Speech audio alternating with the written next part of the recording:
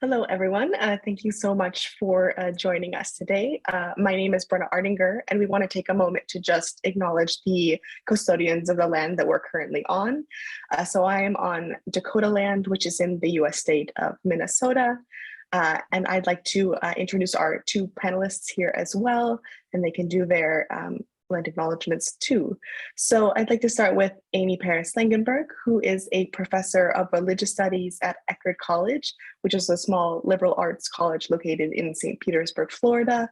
She is the author of Birth in Buddhism, The Suffering Fetus and Female Freedom, which is from Routledge in 2017, and is currently co-authoring a book on sexual abuse in North America Convert Buddhism with Anne Glegg, to be published with Yale University Press.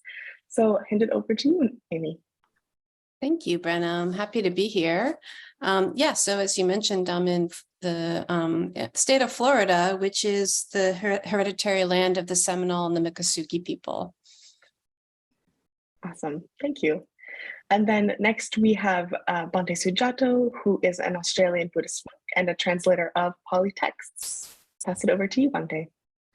Hi, I'm here in Sydney on the land of the Barramadigal people of the Darug Nation, and so we pay respects to their elders past, present, and hopefully emerging. Traditionally we say past, present and emerging is the usual thing, but it's not clear whether there are any descendants of the Barramadigal clan have actually survived, so I always feel a bit strange saying that, but anyway, so here we are. Thank you, Bhante. So just to give a little bit of a background on this conversation, so we are doing a three-part series on Buddhist masculinities. So this first one will talk a little bit about the history of masculinity within Buddhism, and the second one will talk about toxic masculinity specifically within contemporary Buddhism, and then the third part will talk about more solutions to this problem, how we can address it, what we can do to kind of engage and react to this issue in kind of contemporary modern days and times. So as I mentioned, this first one will be more about historical representations of masculinity. So with that, we kind of want to give a little bit of a background and kind of set us up a little bit. So what does masculinity look like historically in Buddhism? And I can pass it over to Amy first, and then we can go to Bhante, and please feel free to address the question in whatever way you'd like to. Oh, great. Thanks for the question. So I think the first thing that needs to just be said is that it looks like a lot of multiple masculinities are multiple in historical contexts in Buddhist Asia, and also, Buddhist North America, Buddhist Australia. There's just a whole vast array of the ways that masculinity is kind of identified or idealized or expressed in terms of norms. I think we're going to talk some about this idea of the Buddha being the bull of a man. I think we'll get into that a little bit soon. But this idea that the Buddha himself was a very masculine man, that he was very attractive to everybody, but to women in a masculine way, that he was, virile despite or because of being celibate, and so forth. So we have, that's I suppose you could say kind of a starting point, but I know that Bhante has some other things to say about that. So I look forward to that. But, if you look across Asian cultures, there's a lot of other ways that masculinity gets normalized, right, in Buddhist context. So one really well-known way that several people have written about is in Zen culture, is this idea of the Zen master as a great man, right? A great man in a kind of a sense that like a general is a great man, or a ruler. So someone who is takes command and, is powerful. There's certain kinds of masculinity in the context of Tantra, Vajrayana Buddhism in Tibet. And, this example of Padmasambhava comes to mind. He was this sort of famous demon tamer across Tibet. And, we could keep going, right? So there are so many cultural particularities with Buddhism. It shows up differently in every Asian culture, and probably within every Asian culture, it also shows up in multiple ways. So. Awesome, thank you. And then Bhante, I was wondering if you can give us a little bit more, since you're really a specialist of Pali texts, looking more kind of at how this type of masculinity shows up kind of historically in texts themselves. Sure. So one, obviously there's a kind of an intersection between biological masculinity and sort of social configuration of masculinity. So in early Buddhism, you have a concept which is mentioned very rarely of femininity or ittata and masculinity, purisata, which is like a biological masculinity and femininity, which is kind of mentioned like once or twice in the early suttas. And or itindriya and purisindriya. And these are kind of like, in a way, potentials, like an indriya is a potential rather than being a kind of a destiny, if you like. And one of the, I mean, that potential then, of course, can manifest in many different ways.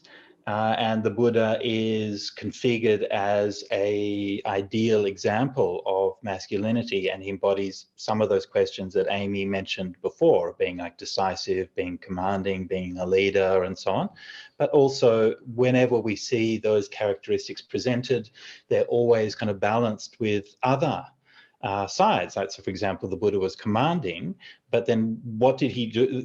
So to be a decisive and commanding person is one thing.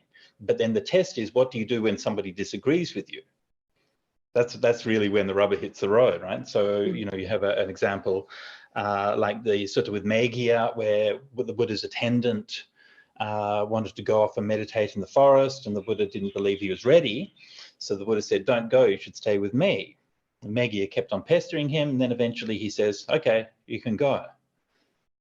And so it's not this kind of, there's no punishment, there's no cruelty, there's no violence, there's none of that, that side of that masculinity. So it's, yes, there's a kind of masculinity to how the Buddha did things.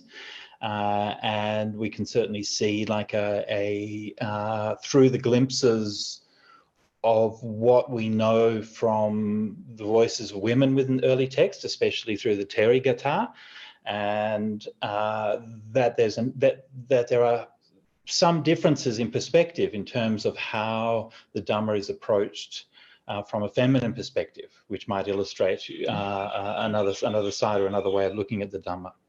The other thing which is interesting about, you know, about sort of gender roles and things like that in the suttas is that the exponent of genderism, if you like, is not the Buddha but Mara. And it's Mara who comes along to one of the nuns and says, you know, what would you know? You're just a woman. How can you be here meditating in the forest and you'll never see the truth? And and that, unfortunately, has become all too often the default position in Buddhist communities, to adopt the position of Mara rather than that of the Buddha.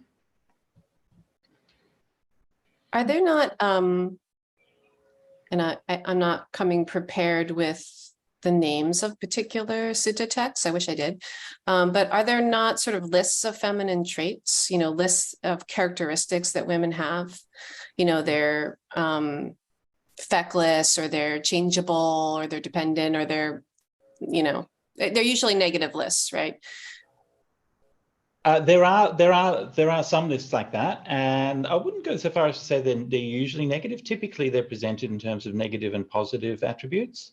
Okay. So, yeah. Yeah. There are some lists that contain negative attributes, sure, and others that contain positive attributes, which are, of course, you know, configured within, you know, within social roles and so on, expected at the time. And, you know, it definitely was expected that the normal feminine role was to be a wife and to help to manage a household and so on. And so it's definitely phrased within those kinds of things, which, yes, obviously that's, the Buddha wasn't a social revolutionary in that way, but he also did provide at least an option for women to ordain as bhikkhunis if that wasn't, if the household life wasn't their path.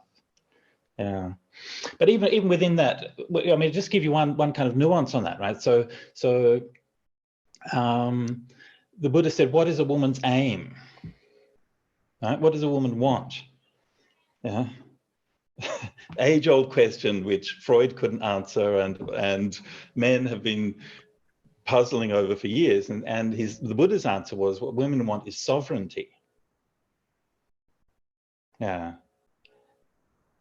And to me, that speaks to something about what the Buddha kind of valued, and what meant something to him.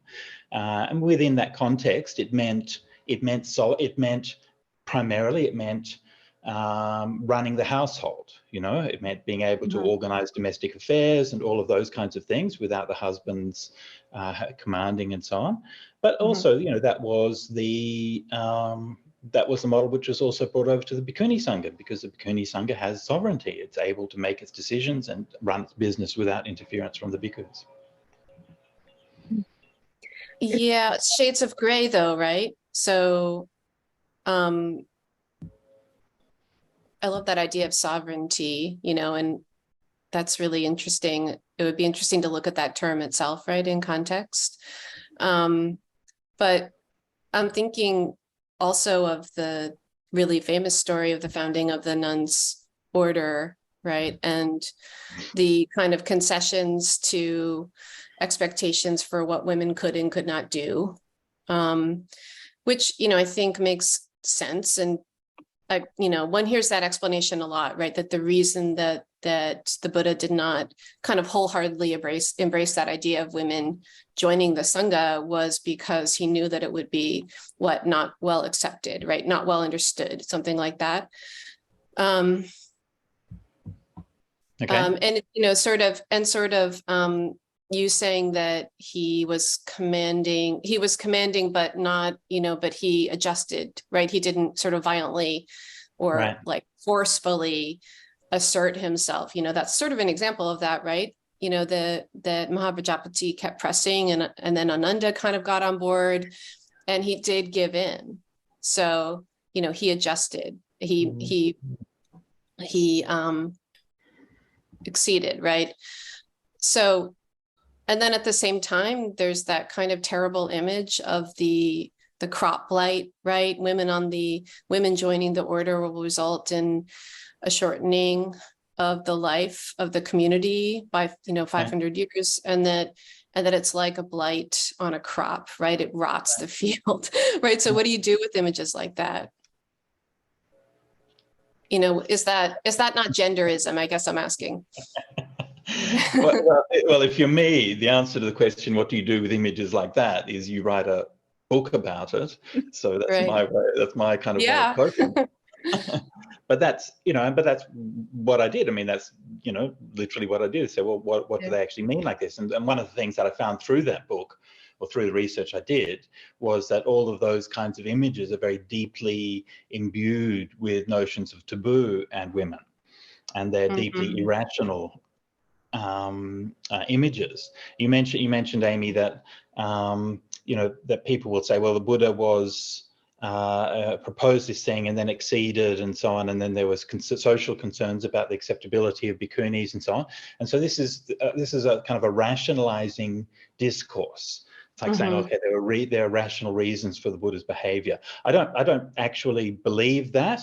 Like, I don't believe that those events actually happened in the way they're depicted, and I don't believe that social acceptability was really an issue. The Jains had nuns for years. The Paribhajikas had nuns. Everyone had nuns. Yeah, Jivakanis were around. Basically, every renunciate order that we know of had women in it. So I don't believe that social acceptability argument.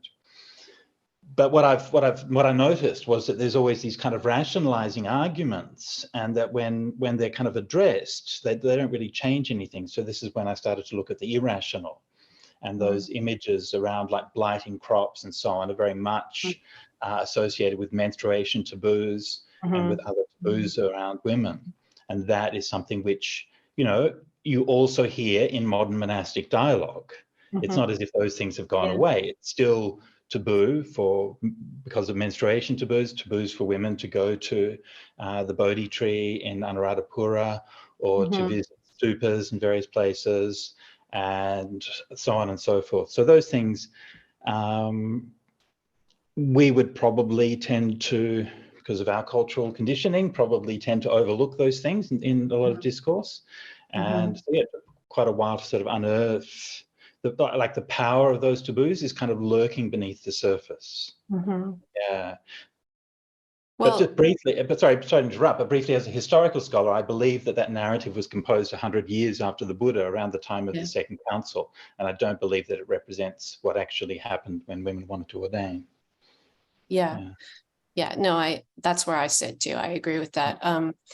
But that's really interesting about the kind of lurking taboos and you know, the irrational, if you want to use that word, that kind of brings up another aspect of Buddhist masculinity, at least in some contexts, which is purity, right? So like the Buddhist monk is pure versus, you know, the kind of lay woman represents the opposite of that, you know, the menstruation, the pregnancy, the lactation and all that. Is that a question? No, it's not really a question. I guess I was just kind of bringing up the topic of purity. Yes, you're right. Although technically I would say that the prostitute is the opposite to the bhikkhu. Okay. Yeah. In Kautilya, he says that the best spies are prostitutes and monks. Yeah. Well, what about the reproductive cycle, right? Which is deeply problematic. Sure, yeah. There's a really big thread in Buddhist texts of discussing, you know, kind of analogizing the reproductive cycle to samsara, essentially, right? The kind of very opposite of the enlightened state or the process of enlightenment. And it's very highly gendered. Yes. Yeah. So to me, that's lay women, not prostitutes. Well, prostitutes were getting pregnant. They didn't have birth control. But sure. But they're not embodying reproductivity as mothers and wives, right? I guess so. Yeah. No, you're right. Yeah. I think Brenna wanted to get in there. Yeah, no worries. I think I wanted to kind of go back to something you said, Bhante, and maybe this is something we can kind of address a little bit later, so we can get into the kind of big question of the Buddha as the kind of masculine figure. But I think it was interesting what you mentioned as well about kind of the textual authenticity of some of these arguments, and I think maybe there's a conversation in there as well about the kind of who was writing these texts and kind of who was passing these down, because I think there is a kind of common, at least to my understanding, there's a common kind of understanding that it was a lot of the monks who were writing these texts and kind of endowing their ideas into them. So maybe that's something we can kind of talk about later as well. But to just get to the conversation that we were having a little while ago, just kind of asking the question of, is the Buddha seen as a masculine or hypermasculine figure? And if so, how do you see that manifested? And in any way, kind of historically, textually, I'm welcome to hear that. Who should take that one first? Oh, sorry, maybe Bhante, you can take this one first.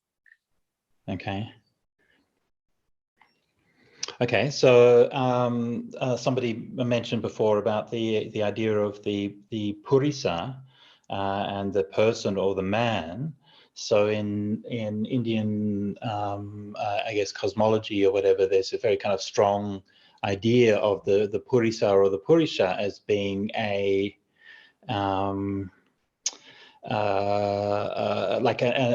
individual person being an embodiment of the universe. And this is configured in Buddhism through the so-called 32 marks of the great man.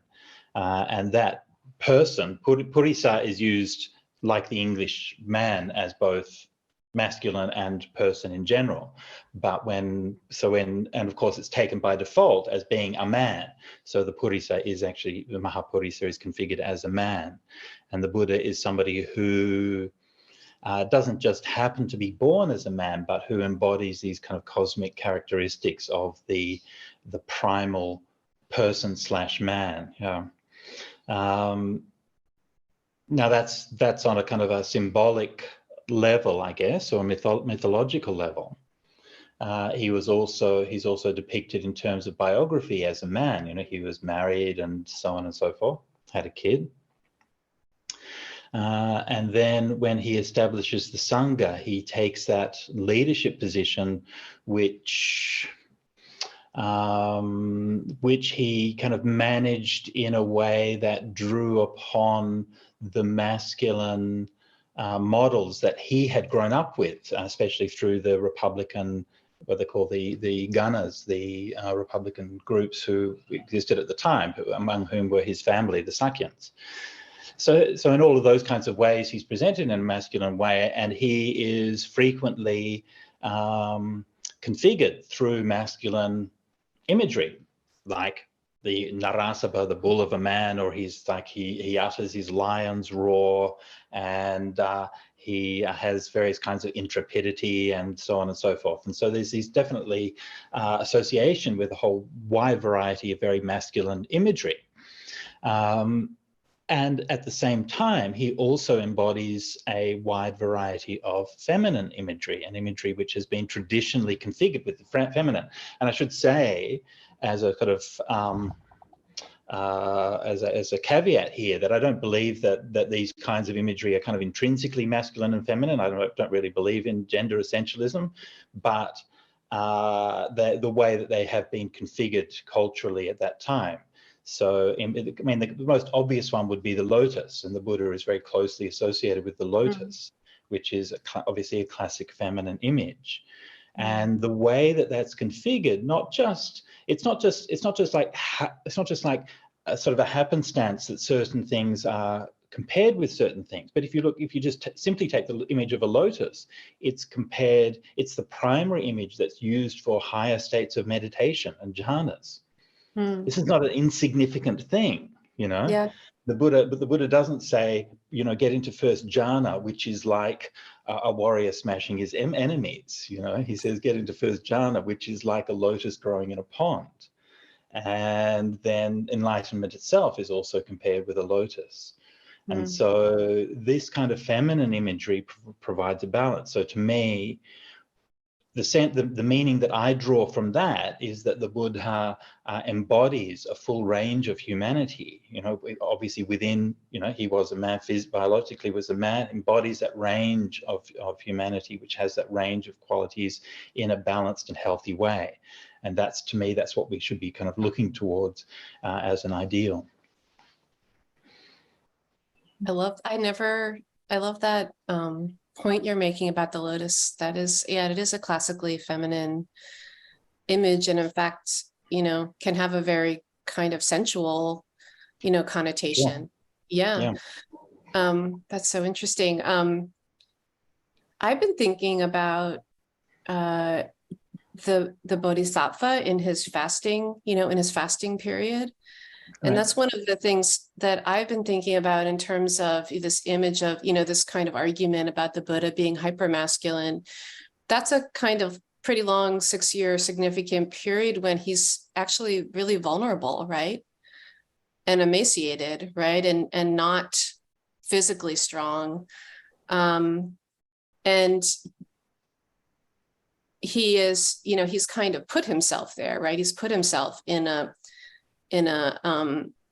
situation where his warrior strength or whatever has been wasted away, right? And he's exploring that physical state and seeing what it teaches him. And of course, he ultimately decides that it's not taught him what he wants to know. But I never thought of that as particularly gendered, but I've always been really drawn to those images, not really knowing why, just thinking maybe I have a kind of morbid aesthetic or something. But that as I've thought about this topic of masculinity in the last couple of days, I've been thinking about that image of the Bodhisattva as an ascetic, as a fasting ascetic, you know, and of course the end of that story, at least in some versions, right, it's local women or Sujata, right, one particular laywoman who sort of comes and takes him out of that state, feeds him. Yes.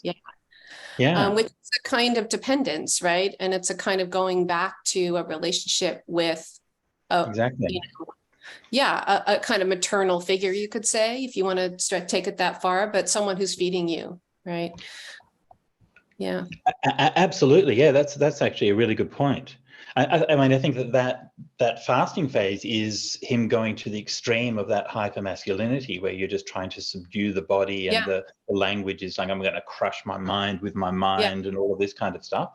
But as you say, but what's interesting about that, like in the suttas, okay, so he does that, and then he's like, oh, I better take some solid food and nourish myself. That's about it. So that kind of germ of that idea is there.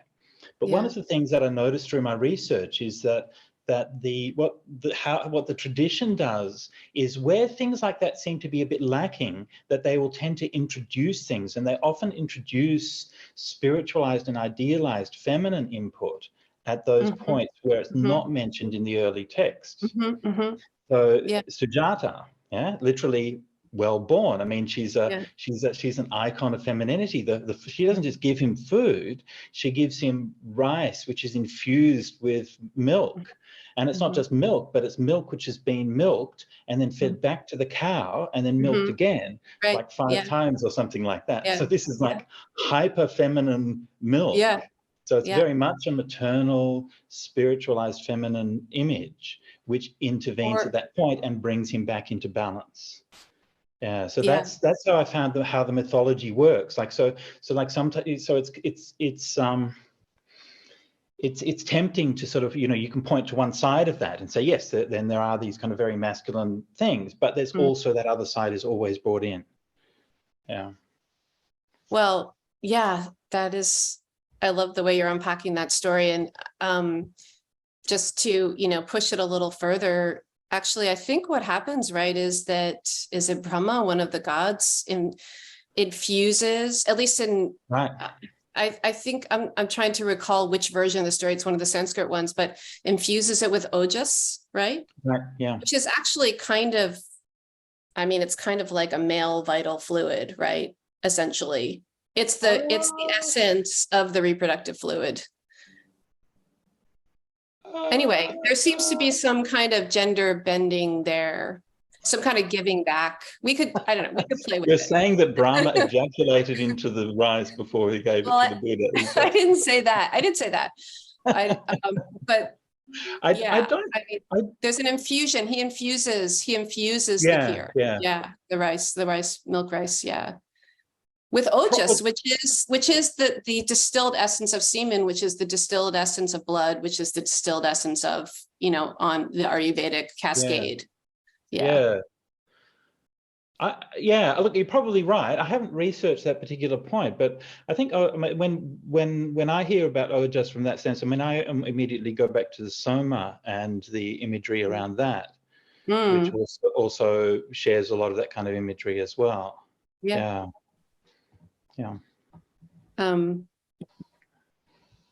So the other thing I was thinking about the Buddha and his masculinity, right, and his great man qualities, is that, if you spend time in the Vinaya, which I know that Bhante, you've done a lot, right, that literature, he really has this role as kind of like a middle level administrator a lot of times, right? People are always kind of coming to him with these problems, which are kind of minor problems, right?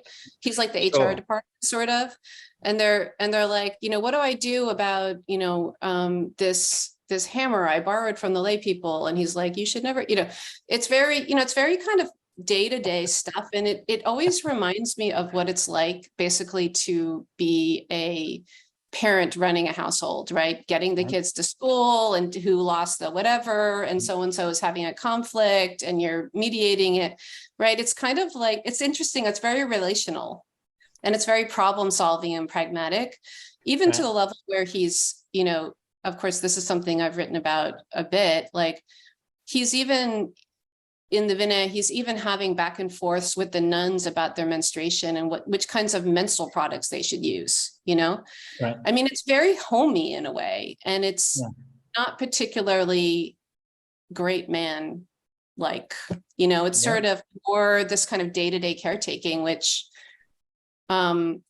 feels like a different model of masculinity, I guess I would say. Right. Yeah. And again, would feel like something that's traditionally configured as feminine. That's Possibly, yeah. Yeah. I mean, realistically, the person who finds the keys and like makes the lunches, you know, oftentimes in the household is the mom. Yeah, definitely. Yeah. Yeah. That's also a good point. I mean, again, just as a historical scholar, I would, you know, those things are those narratives are formed according to a template, and I'm not sure to what extent that they can be regarded as historical, but regardless, that's certainly how the Buddha was presented. And he always and the thing that he does in those, the thing that I always noticed about that is that he always responds pragmatically rather than with Dhamma bullshit, which is what you find a lot, right? So instead of oh, you know, like you said, like I lost my keys. Oh, yes, well, you should contemplate the nature of impermanence and emptiness. And he's more like always put the key in one place, and then you'll be able to find it, right? Right. Yeah. Exactly. Yeah. No, I mean, I agree. It's not so much, I mean, certainly wouldn't make an argument that the Buddha actually did those things in some kind of, you know, make some kind of historical argument, but just speaking of kind of depictions of masculinity in Buddhist texts, it's an interesting depiction of the Buddha. You know? Yeah, and that depiction is part of the hero myth, right? So hero myth has three stages. The third stage is the return, and that's where you integrate the wisdom that you learned. And that begins the start of the Vinaya, is the start of that leg of the hero's journey.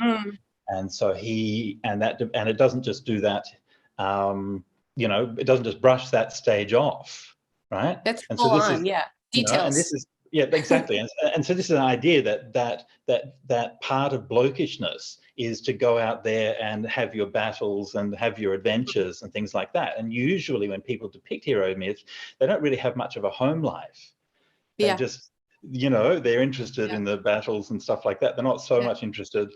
Technically, yes, the hero returns, but they kind of tend to sort of draw the curtains at that point, you know. But this actually shows in detail how he was committed to raising his household, his community, his family. Yeah. at great length and in great detail. And I just find it so delightful. Yeah. Well, the next question, which I think we've already touched on quite a bit, was how is masculinity juxtaposed to femininity? But I think to get into that a little bit further, I wanted to ask, how do we see the differences between male and female and non-conforming monastics? And I have that in there because this is a little bit of a self-serving question, because this is what part of my research is on, which I find really interesting, kind of what Bhante was mentioning earlier with, it was Indriya, right? Paris Langenberg, and thinking about, especially in the Pali Vinaya texts, about how we have people who are non-conforming, who are kind of have some femininity and masculine traits, such as pandikas, such as ubatobe janakas, and kind of thinking about, when we think about monastics, how do we see that masculinity kind of play out? Because for me, I found that the Vinaya seemed very uncomfortable with this idea of people who had some of both, especially in legal terms. But I thought I ask you guys about that as well. Yeah. Amy.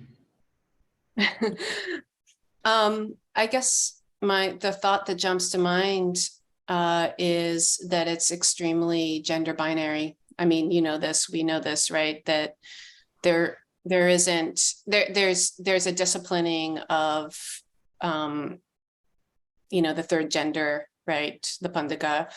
And there's a real attempt through monastic laws and structures to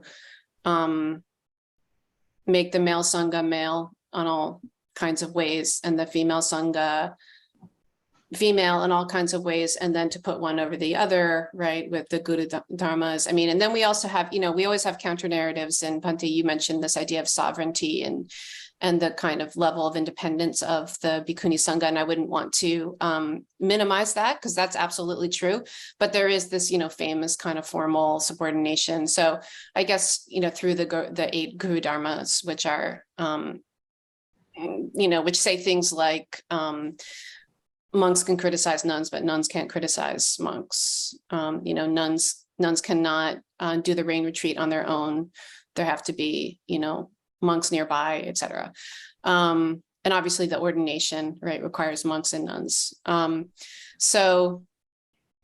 ordination of nuns requires monks to be present. So, you know, things like this. So, I mean, I guess that's my first thought, is just the simple point that it's a very gender binary system, and that there is a hierarchy to it, and that's a source of frustration to monastic women today. You know, it's very difficult, but there's no getting around it, right? If you are kind of, well, there's a lot of getting around it, actually. There's a lot of ways that I think monastic women get around it, in point of fact. But, you know, the way that it's structured according to the orthodoxy is gender binary and hierarchical. Yeah. Yeah.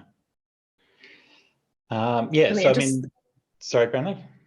Sorry, Bhante. I just wanted to jump in real fast as well and say these conversations are also happening a lot within the transgender and non-binary communities as well. Yeah. Thinking about how do we kind of almost get around these texts, how do we utilize these texts so that we can ordain.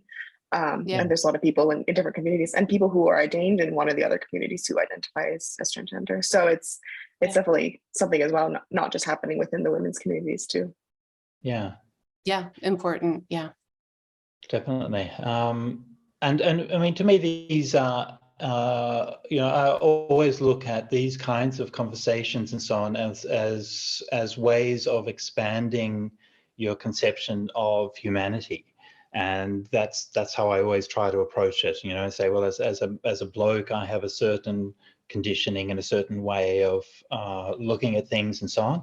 And so to me, to become a better human being, it's really important to listen to other ways of being. And so just to briefly address those 2 points that Amy raised. First of all, the gender binary point. So yes, that is very much true. And it's one of the things that you find in the Vinaya is a somewhat detailed ontology of various kinds of non-binary people. Like in the questions for the ordination and so on, you find quite a number of terminology about. So there's clearly kind of a recognition of different forms of being not binary, which itself I think is kind of interesting historically. The classic example that you mentioned is the Pandika, which is the one that's most mentioned in the Vinaya. Again, it's important to sort of keep some context. The idea of the Pandika is not mentioned at all in the suttas, which means that these things are not, it's not like this is something that the Buddha was like banging on about all the time, right? It's something which came up in terms of how we're going to organize our communities, but it wasn't like, you know, let's make our philosophy about enforcing gender binaries. Right. Pandika is a very interesting concept, and I think some great work has been done on that and by multiple scholars, but I don't believe the last word has been said on the Pandika. Pandika has both behavioral and biological, but also supernatural elements. And I think you have like Pandikas who are Pandikas on the full moon, like a werewolf. And I think it's a complicated concept which doesn't readily lend itself to the kind of ontologies that we use to talk about things today. Now, having said that about the gender binary, the basic way the Vinaya works is that, yes, the Vinaya is uncomfortable with those kind of grey areas, and, you know, it wants you to be either a monk or a nun. One, I guess, chink in that armor, or one exception to that, is where the monk wakes up one day and discovers that he's become a woman. And then he goes to Buddha and says, what do I do now? You know, I went to bed as a man, now I'm a woman. What do I do now? The Buddha said, oh, you go over and become a bhikkhuni. And then he says, you keep the same number of reins you had for your ordination and your preceptor. And it's entirely considered, again, as a kind of a mundane, day-to-day management issue. right? There's no kind of moral lesson drawn from it or anything like that. It's just a management issue. Or when a woman wakes up and she's become a man, Bhikkhuni wakes up and becomes a man, what does she do? And, oh, well, you go over and now you're a monk. And so that, you know, that's an exception, I guess, to that idea. But in both cases, you know, ultimately they do ultimately fit within that gender binary, right? So it's not dissolving that, but it does sort of, I think, indicate the Buddha's matter-of-factness to that. And then just the other question about the separate gender binary, but then also the relationships between them. Yes, that's true. That's true. Although, okay, in my view as a historical scholar, I think that the Gaudhamas were invented, say, 100 years after the Buddha as an attempt by the monks at that time, or by a faction of the monks at that time, to establish that kind of hierarchy. I mean, look, and I don't want to say that didn't exist beforehand, because, you know, these things are so embodied in culture. I mean, clearly that would have existed in some way beforehand, but in a way of formalizing it. But to me, one of the things which is yes, that's true. But on the other hand, it's also true that it's kind of weak sauce. I mean, it's like there's no requirement of obedience, for example, which, you know, something that you absolutely do find in a lot of kind of comparable codes and things like that. And that whole kind of idea of, oh yes, we're going to bow to you and show deference and then go and do whatever the hell we want, that's a kind of not uncommon, dare I say, normal way that things are done, and especially a lot within Asian culture. So within Western culture, I think we tend to more assume that displays of deference mean deference, but I don't think that that's necessarily the case. I think it's the case to a lesser degree within Asian culture, typically. Yeah, to generalize about something I probably shouldn't generalize about.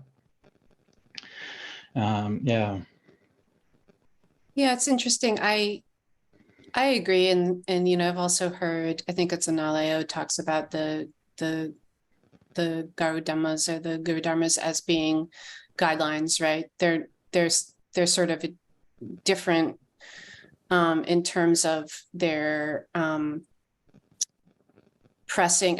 They're not in the same category of pressing obligation in a sense, right? They're guidelines rather than precepts, I guess.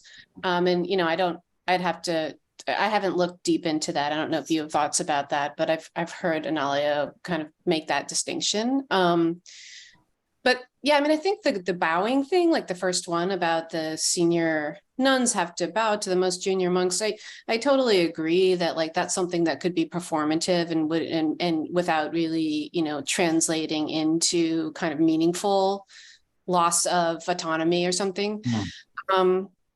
But there are some of them which are quite significant, right? The one about not criticizing a monk is pretty paralyzing, I think, if you are actually following it. And of course, there's so many cultural also ways that is enforced, right? There's so many in Buddhist cultures, there's so many taboos against criticizing monks, especially for anyone, but especially you know, a nun. Definitely. So that's something which, you know, gets you into potentially a lot of hot water, right? If you're someone in a situation, you know, just take the situation of abuse, right? And there's a lot of pressure on you not to come out and say anything, not to publicly criticize that person. So yeah, I mean, that's absolutely true. And I would agree that in terms of its practical impact, that particular rule is by far the most problematic. It's also the only one, I think, or one of the only ones which has no parallel elsewhere in the Vinaya. The languaging around that is dicey. The Pali term is vachanapato. Criticize, admonish, could have a variety of more. I think it has a more kind of limiting sort of effect. But the other thing about that also, look, ancient law books are an expression of what people, usually men, wanted people to do. They're not an expression of what people actually did. And so there are a whole bunch of stories where nuns are quite happily admonishing monks, and there doesn't seem to be any concern, right? There's no kind of blowback on that or anything like that.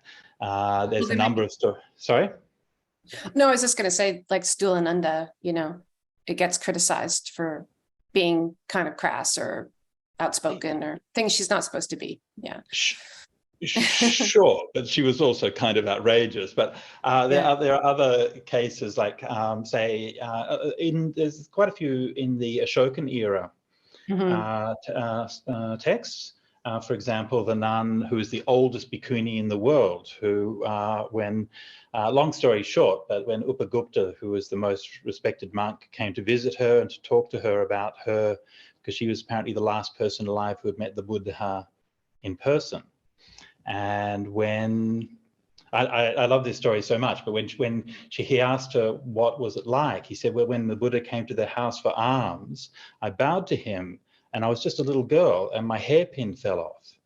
And the Buddha bent down and picked up my hairpin and gave it back to me and said, here's your hairpin, because I was crying because I'd lost my hairpin.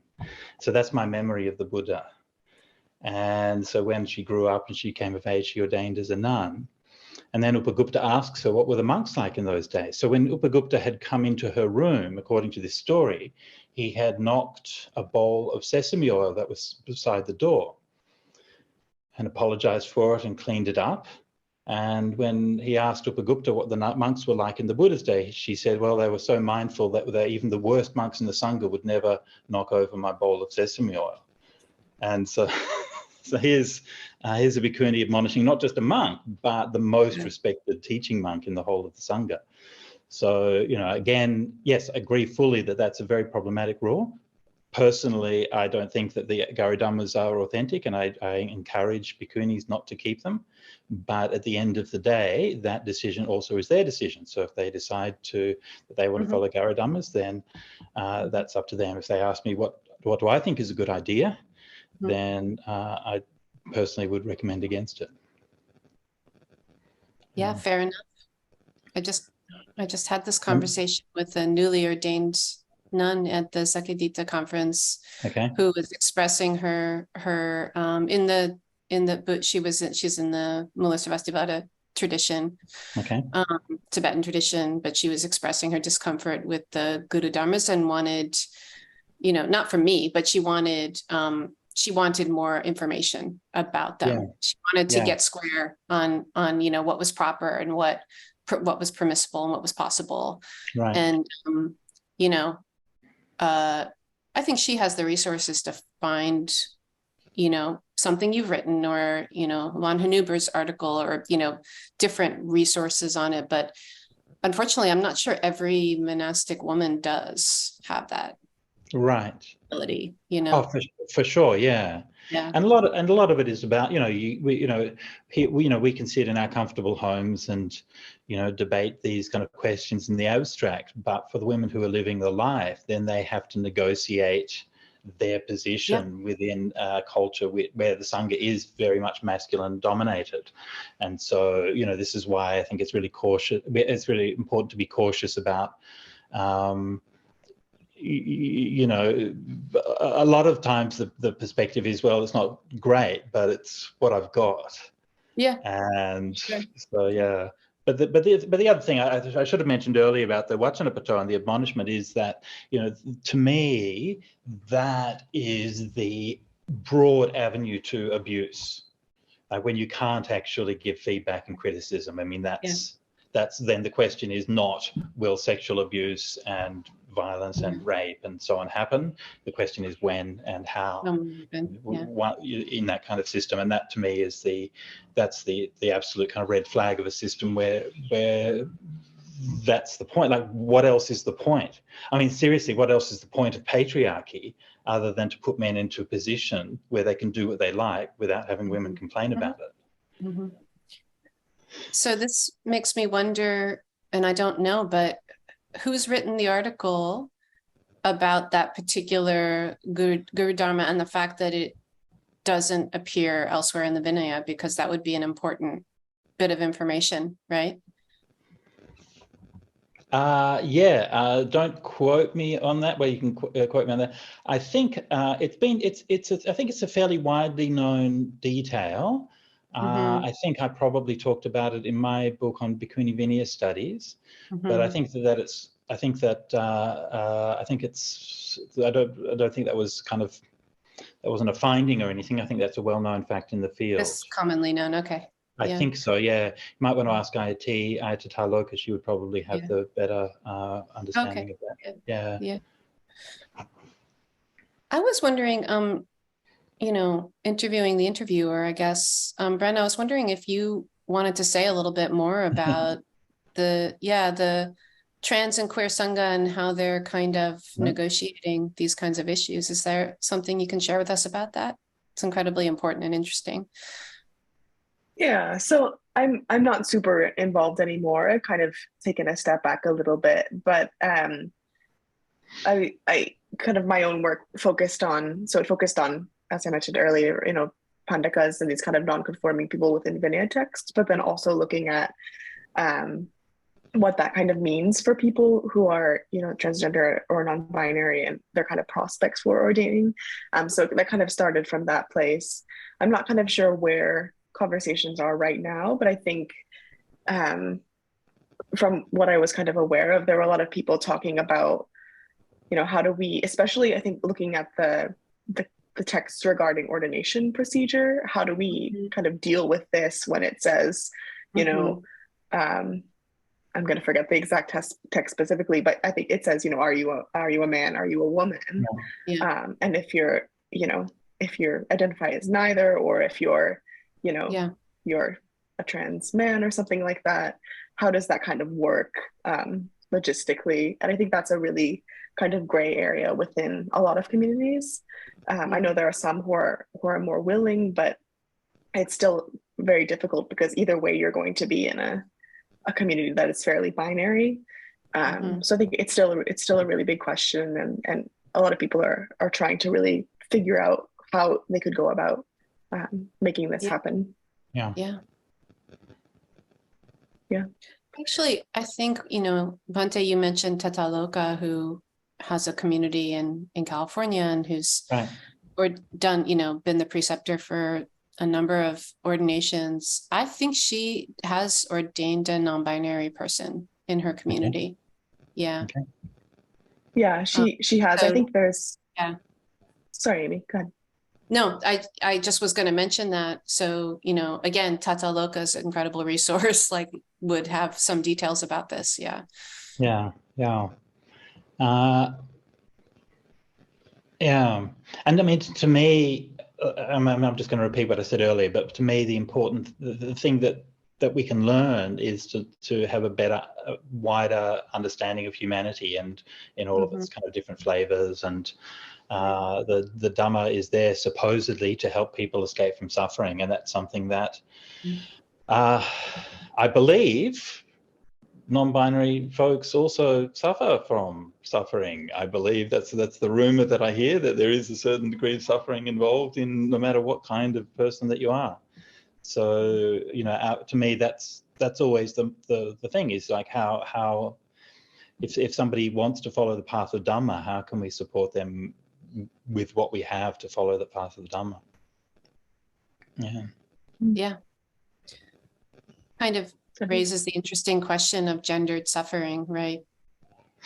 Right. Suffering related to gender, which is, in an interesting kind of analysis or understanding of suffering or approach to suffering, which in a way, it would be interesting to look into the tradition and see how much there is about that.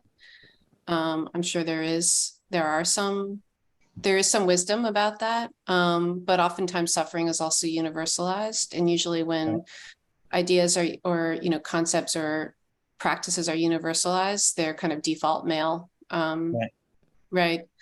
So that's also really that I haven't thought about that as a feature of masculinity in Buddhism, right, as the broad topic, but that strikes me as really interesting, right? How is suffering masculine, or how is suffering feminine, or how is suffering non-binary, right. In the Buddhist tradition? Yeah, you do find a couple of suttas about that in the Anguttara Nikaya, where we talk about the suffering experienced by women, as in childbirth, menstruation, and so on. And but yes, you're quite right. The suffering by default is masculinized in something like the Mahadukkha Kanda Sutta, where suffering is compared to, like, being in a battle or being wounded or something like that, and it also can be masculinized as well. Yeah. I want to move on to our next question real quick, because I know we're running out of time a little bit, but I wanted to just bring up the new book, Buddhist Masculinities, which is edited by Kevin Buckelew. I pronounced their name wrong, and Megan Bryson, which is set to be released from Columbia University Press this September. And I don't think I'm going to get into the whole description here, just because we're running a little bit out of time, but I wanted to ask the question of, in this particular video, we're not going to delve too much into toxic masculinity. That will be in the next video, but I want to start to get into a little bit of how this kind of discussion of historical masculinity in Buddhism that we're talking about evolves into something that can lead to toxic masculinity, or that can lead to kind of what we were talking about a little bit earlier, where there are kind of people who might take these concepts of, like, the bull of a man, these ideas of the Buddha. How do we see this kind of evolving into something that might be a toxic form of masculinity? And I'm not sure who we went last time. Maybe Bhante can take this one. Sure. I've been thinking about this kind of, from a Buddhist perspective, but also more generally from a cultural perspective, and like healthy masculinity and toxic masculinity and so on. And the more that I kind of think about it, the more you kind of see that so much of culture, and I kind of hesitate to say this, but perhaps even the very idea of culture itself is there to put a lid on testosterone-fueled young men. I mean, you think about it, you think about all of the things that we have, like legal systems and sports and education systems, and all of these institutions which originally set up for men by men largely, and which control young men and allow them to channel their aggression in a way that is less toxic, as well as things like initiation ceremonies, the hero myth, and so on and so forth. I mean, there's a lot in cultures which are there to try to build an idea of a healthy masculinity. And in Buddhism, of course, you try to do that. And the number one thing, of course, is the first precept, panatipata, to avoid killing. And so by embracing non-violence, you're already curbing those expressions of toxic masculinity. And, just seeing in the news yesterday, as probably just about every day, another mass shooting in the US. And, you don't even have to read down the text to know, well, yeah, it was a bloke who did it. And that's the number one thing. So from a Buddhist point of view, that we embrace the idea of non-violence. Now, that doesn't solve all of your problems, but it certainly does solve a large percentage if it's adhered to. And I'm not suggesting that therefore Buddhist men are not violent, because obviously there is both war as well as domestic violence and so on. But at least there's a kind of an ideal or something which culture tries to shape things. And the other thing I think about that idea of culture is that if so much of culture is there to try to mold testosterone-fueled young men into vaguely, human adults, the fact that there is so much culture there is a sign of the tension and the anxiety and the frequency with which it fails, because none of these cultural methods actually work. They certainly don't work 100% of the time, and arguably they don't work at all. In some cases, they completely break down. So yeah, so from a Buddhist point of view, you know, when you come to a monastery, and like just say my experience coming to a monastery, northeast Thailand, and you do find that you bond with other men in a way that encompasses things that would be traditionally feminine or traditionally configured as feminine by, for example, sewing robes together. Dyeing robes together. These become groups, group activities that you can do, or like on a more kind of subtle level of providing emotional support for each other within the community and trying to feel out this idea of a sangha who supports each other as blokes, you know, which is going to happen in a different way than it does in a women's community or a mixed community. So there's all these kinds of things which do exist within I think Buddhism or Buddhist cultures, which try to form a kind of a positive masculinity. The fact that they fail is normal, and we shouldn't see that as abnormal. I think what we're seeing today is the emergence of kinds of toxic masculinity, which are new because of our new era, new cultural circumstances. So the way that manifests is new, but the fact that nurturing positive or healthy masculinity fails a not inconsiderable amount of the time is not new. That's also kind of normal. That's part of the history and that's part of the culture, and that's why you have to always keep working to try to build up the healthy support. Wow, I guess I have a pretty different view or orientation. I do agree about institutions kind of curbing the worst impulses, right, of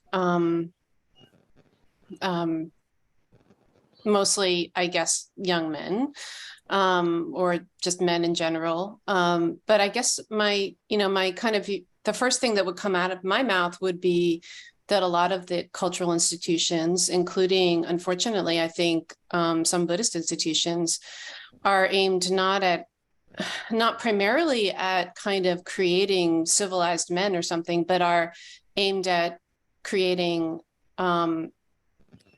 heteropatriarchal men, right, who are suitably masculine and can kind of build and support a world in which they have access to what they want, which includes, this is something which is obviously on my mind because of the research I'm doing on sexual abuse, but which includes sexual access to vulnerable bodies, oftentimes young women, not always. So it seems to me that a lot of cultural institutions cultural institutions and also social institutions, kind of,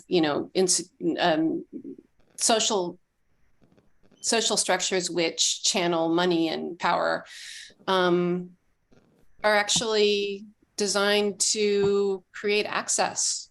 Unfortunately, it's a pretty dark view I have, but that is kind of where my mind is at these days, looking at how often abuse occurs. And when I look at Buddhist institutions, I think, it is true, like, there's the first precept you said, non-harm, which seems to be an attempt to create a kind of healthy person, right?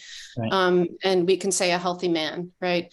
And then there's the third precept, sexual misconduct, right? So there is this very conscious kind of focus on that as an important part of ethics, as something which, I think most religions think of sexuality as incredibly important, but, this sort of focus on part of, healthy masculinity is not harming through sexuality, so that is there. But one of the things that I've noticed, and this was, I think, something, Bhante, we talked about in the past. I don't know if you have, probably don't have a vivid memory of it. I'd like to go back and look at our conversation again, but that in, for instance, the way the Vinaya talks about sexuality, there's an emphasis on purity and on not not using sexuality in the wrong ways, but there isn't that much emphasis. There isn't that much kind of knowledge about the harm the misuse of sexuality actually does, like its effects. So to me, that's kind of a big missing piece, right? The survivor perspective is a huge missing piece in the tradition, that if you don't have that perspective, then it's hard to really thoroughly develop a good sexual ethic, because you're not actually compassionate towards the person you might be harming, right? You may know that you shouldn't do it, but you may not really understand what that harm actually is and what its effects are. So that was a little bit of a mess, what I just said. I realized that, but it was just really interesting listening to you. And I really don't think of culture as creating healthy men. You know, I don't really think of that as the aim of it. Yeah. Okay. Can I just respond to the two parts of what you said? I'll respond to the second part, because the second part's easiest. I think you're right there that survivor's perspective is lacking. And when you're talking, I was trying to think of examples. But I think that there are some examples in various stories and mythology and so on. But yeah, still largely lacking, definitely. The previous one about culture and masculinity. I mean, I'm what I'm trying to do is I'm trying to, perhaps we should avoid thinking of these things as being sort of essentialized. I'm saying that I think that, again, just to take a simple example. Okay, so to take sports, for example, right? Now, the way sports actually operate is that there's a lot of sexual abuse. There's a lot of kind of hypermasculine behavior. There's a lot of discrimination. There's a lot of girls who get abused by coaches and all of those kinds of things. So there's definitely a lot of very toxic stuff which is going on, and some of which has been exposed in the last few years. But if we come back to the idea of what that is about, mythologically, we can look in, say, the Iliad and look at how the Greeks were playing sports before they're going to war. So in a way, the javelin and all of these kinds of things, you're playing war games without actually killing anybody. So there's a kind of a sense in which there's a kind of a learning to kind of channel an energy that has that enables you to express that masculinity, but without actually creating violence. And I think that so perhaps rather than thinking of it as being one thing or the other thing, think of it as, again, as potentials which can be drawn in one way or another way, and which can be potentially drawn in a healthy way in order to support the growth of a healthy masculinity. Yeah. And I would like to see that I would like to imagine that the Sangha can be the same thing, that we can be an environment that's going to foster a healthy masculinity. And one of the essential preconditions of that is that we have to stop being afraid of women. Yeah. So this kind of touches on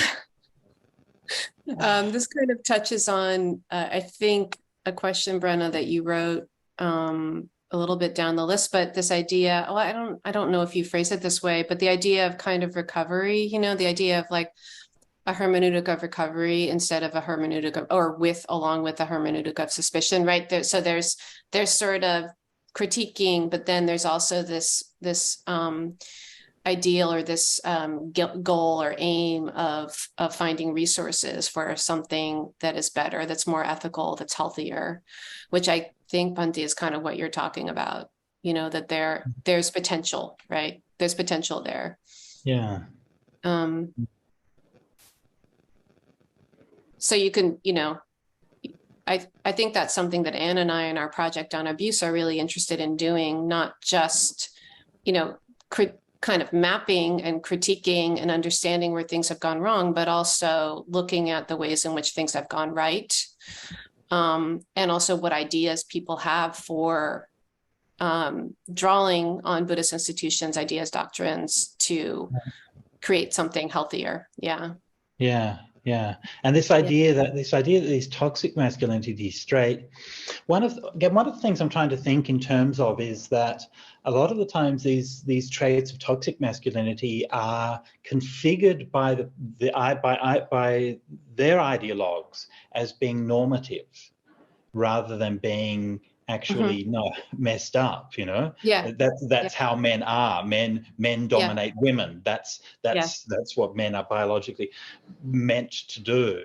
I was catching the train the other day, and there was this young couple behind me, and I couldn't help overhearing their conversation. Well, when I say their conversation, I couldn't help but hearing this young guy mansplaining Jordan Peterson at this poor girl. And I was sitting there like going, this is I just wanting to turn around and just like tell her, just leave, just get out. I had to get up and I had to shift my spot in the train. I couldn't stand it. But and this whole kind of biological essentialism about it, you know. The male sex drive, the male, urge to violence. Yeah, exactly. I mean, I think that's something that I was thinking about too when you were talking about the way institutions function to kind of create, to I think you said sort of channel, energies. And I guess I would say they also create them, right? They also create an environment which evokes or elicits certain energies. Right. So it's they discipline, but they also engender. They also create. Exactly. Yeah. And that's when we get into, again, this idea of multiplicity of masculinities, and there's a hegemonic masculinity, but there are other masculinities, and oftentimes the ones that are considered not as good or subordinated, don't fare well in those environments, or that person struggles, like that kid who's not so athletic, right, and is being forced into doing sports by his family or whatever, right? That's me, yeah. Yeah, I know lots of boys like that. Yeah. Kind of to your oh, sorry. Any last thoughts on that question? No. Yeah, no, but I part of why I was thinking about that, is that like when we're how do I put this? Once we've identified, we can see that this is a problem, which it most definitely is, and it's most definitely a problem within the Sangha, within the wider, by which I mean the monastic Sangha, as well as within the Buddhist community. Then, what is our option? How are we going to build upon this? And I think the point that I'm trying to make is just really a very simple point, which is that part of that response should be to look at what has worked in the past. Like, we're not just inventing this problem new. We're not just discovering the idea of toxic masculinity. Actually, it's been there since blokes have been around. And the way that people have done things in the past isn't perfect, but they haven't been a complete failure as well. And I know that. Why? Well, because my dad was very nice. And I talked to him when I saw him a couple of years ago, and I said, one thing I've never said to you, Dad, is that I never thanked you for not bringing me up with all this toxic masculinity bullshit. And he just kind of talked about it for a while, and talked about how when he was a kid, or when he was a young man, other men would be like saying these things and objectifying women and stuff, and he always just found it so uncomfortable and just really disliked it. And so, I don't know, he grew up in the desert in Western Australia. And somehow he managed to turn out to be a decent person. So, varieties of masculinity, and, getting back to the Connell idea of hegemonic masculinity, and, and in which forms of masculinity are subordinated, and is there a way to kind of create more multiplicity, a world where there's more multiplicity? And I know that I think that you've thought about or talked about Ananda, right? Right, yeah. So Ananda being, one image that pops to mind from the tradition, from the Pali tradition and from the Sanskrit tradition, as a character who seems to really represent a kind of alternative masculinity. He's very relational. He relates to women really well. He does a lot of caretaking. He's not fully in control of his emotions. He was incredibly devastated when the Buddha died, right? And he was criticized, right? He was criticized by Mahakashapa, right? So there are these, even in the tradition, well, we know how rich the tradition is and how many different stories there are and how it's not, it's not a monotone, right? Exactly, So that's one, yeah. example. Yes, exactly. And I would see that pairing of Ananda and Mahakasyapa as being precisely representing that within the Sangha. Like that's the mythological poles that they serve. As opposed to say Sariputta and Moggallana, who also are sort of masculine role models, but much more very similar. Whereas Kassapa and Ananda are there to express that spectrum. And Kassapa being the hardcore and so on. But the other kind of interesting thing about that is that Mahakassapa himself also is softened in the traditions, and in his own words. Like if you look at Mahakassapa's Therigatha verses, a very large part of it is, oh, it's so lovely to be here and see all the butterflies flying around and look at the flowers growing on the hillside, and I feel so happy to be here. And it's, it's quite some of the world's earliest nature poetry. That's and so that's Mahakassapa. And the other thing is there's a Tibetan story about Mahakassapa. His former wife was Bhante Kapalani. And so there's a story about when she would go for Pindabata and she would get catcalled when going for alms round. And when Mahakassapa heard about this, he was so shocked. He said, you shouldn't have to undergo this. Let me bring you your food for you. Again, it's one of the first acknowledgements in culture of catcalling, as far as I know. I mean, it's certainly a very old one. And his response was, well, how can he try to help? Let's manage this. Yeah. So it's the harassment, because it's obviously taking a toll on you. Yeah. Exactly. Yeah. So it's nuanced is the thing. It's not they're not extremes, if you like. But yeah. Yeah.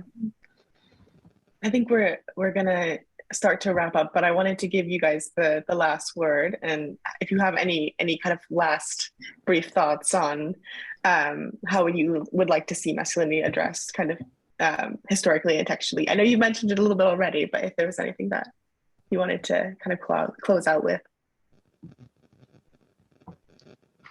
Amy? I feel like I've been talking a lot. Me too. I mean, I think I would just again say, let's look at the lines of tension. Let's look at the inconsistencies. Let's look at the counter narratives. Let's look at the gray areas. Let's look at the subtlety. Let's do all of that, because if we do that, it's not only is it a fairer treatment of the tradition itself with respect, right? But it's also going to really help us, right? In kind of trying to imagine different ways, as Bhante was saying, of being human, healthier ways of being human. Yeah. Look, and I just want to kind of pick up on that and say, like, I always try to think of things in terms of process and change in history, and, clearly, obviously, we're going through a highly accelerated and compressed period of change. So it's okay to take a breath and to not, to just be okay with things, and to accept, there's a certain amount of equanimity that, yes, the world is suffering, and, we should try to do what we can to address that and change it, but the reality is it's still going to be suffering. So yes, we try to do what we can, and within a spiritual context, to balance the idea of, on the one hand, respecting where people are at, which is that we are all these different things, and we are conflicted, and we are oppressed, and we are the oppressor, and we are all of these different things that we might be. But there is the meaning to me of a spiritual tradition is the idea that there is a possibility that we can grow something which is going to go beyond that, and that we can be better, and that we can actually find a way of being human which will encompass all of those different ways of being human, without trying to erase them or trying to dismiss them, but while finding something which is unifying and which brings us together. Awesome. That's excellent. Thank you both so much. It's been really lovely to have this conversation. And thank you. Yeah. And thank you to everyone who is watching this video. And we hope that you will join us for the next iteration in our series. Thank you so much, Brenna. Thank Yes, you. thank you, Brenna, for hosting. Thank you, thanks, Bhante, for engaging. Thank you, Amy. Yeah. And I really appreciate both of your work. I hope please keep going.